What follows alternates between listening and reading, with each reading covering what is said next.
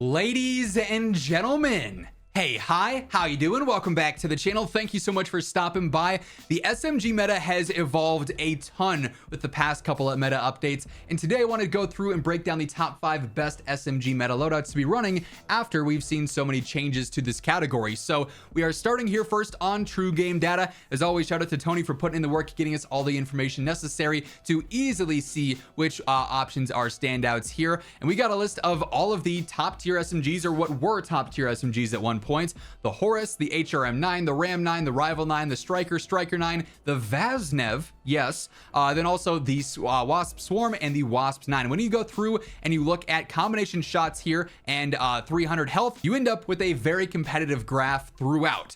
The mid-range here, 10 to 20 meters for SMGs. I mean, there's so many different lines crossing over, which is good for a healthy meta, all things considered. But that said, we've got to narrow this down to 5, and a couple of things I think we can knock off relatively quickly here. The HRM9, its close range TTK is close, but it drops off so severely compared to everything else. It's definitely not in the top 5 at this point, in my opinion. The Horus is kind of the same. Oh, it's so good through its first damage range, drops off very severely in the mid-range there, and just not capable of really being as versatile as it needs to be. The Ram 9 also is close, but they have done some nerfs to its recoil, making it a little bit less ideal, and it's not as aggressive as some of these other options, which is a little bit unfortunate, but I think that that one ultimately gets knocked out as well. And then knocking those out kind of, I think, highlights this a little bit more. Again, the Swarm is so good in its first damage range, but then drops off so drastically as well. And just like that, we're down to 5. The Wasp 9, the Vaznev, yes, which is actually pretty surprising, especially in that mid-range there. It's capable of doing something that maybe some of those other MW3 subs aren't.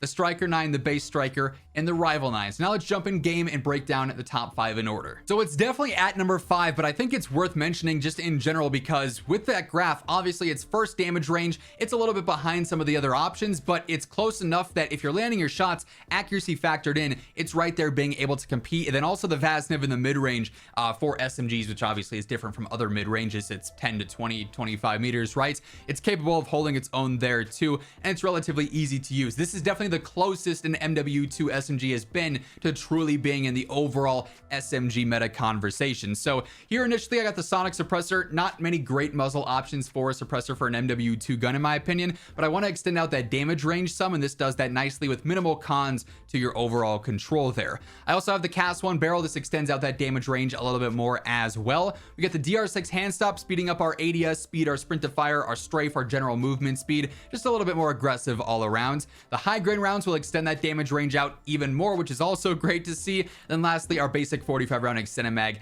pretty standard there, and it gets the job done nicely. But yes, an MW2 SMG is finally at least somewhat competitive in the overall close range meta, which is definitely long overdue, I would say. Now at number 4, I've got the Rival 9. This thing has been largely obsolete this year, but it definitely is on the come up here, and it's certainly capable of holding its own right now in the season 3 reloaded meta, which is nice to see. It's a nice little change of pace here. Initially, I like the Requitor Suppressor here. It's a pretty fun one. Helps out with ADS speed and firing aim stability. Minimal cons, it's just your laser, which is not all that visible. ZEM35 Compensator would also be a viable choice here too if you want to go the more control-based route, but either or would work fine there. We got the BW4 hand stop, which helps out with ADS. Really good for strafe, general movement, and sprint to fire as well, so keeping things nice and aggressive.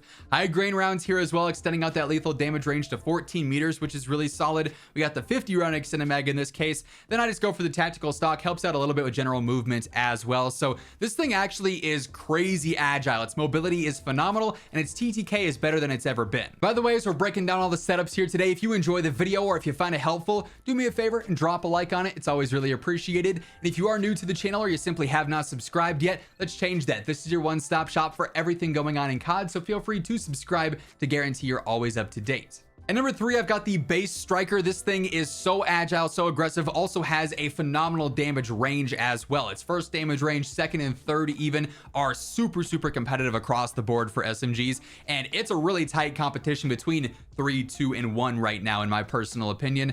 Here we got this M35 Compensator, some better control, minimal cons to our ADS and our velocity. DR6 hand stop, keeping things nice and agile and aggressive. The Recon long barrel for better range and better velocity, just keeping this a little bit more versatile than than some other options that we have. 15 meters for that effective damage range, 620 for a velo is so good, keeping this thing versatile. 60 round extended mag, and then I also go for the light stock as well. A little bit of movement speed benefits, nothing too crazy, but it's something there that's going to make us feel a little bit faster while also keeping the gun pretty easy to use. Now, I said 3, 2, and 1 was hard to differentiate. 2 and 1 is even more difficult, but at number 2, just barely, I've got the WASP-9. This thing's first damage range is incredibly good. Almost 20 meters, I think, with this particular setup on here. Pretty easy to use, and its sprint to fire buff that it got recently makes it so aggressive. So this thing is just so solid across the board. Zem 35 compensator, yet again, surprise, surprise. DR6 hand stop on here. The high grain rounds here, so effective because that crazy fast TTK damage range is 20 meters, which is awesome. Decent velocity there too for that hit scan range, if you will. We got the 50 round extended mag. Then also don't love the optics here. I go for the MK through reflector. Maybe that's the one drawback of the WASP-9 that I would say definitely puts it at number 2 versus 1, is I have to waste an attachment on the irons and changing that over to a reflector sight or a NIDAR or a slate or something like that, because they're kind of bulky and a little bit obnoxious. Hey folks, briefly want to chat about my friends over at Gamer Advantage. Of course, GA is no stranger to the channel here. Every single face cam video, you guys see me rocking my Horizon frames.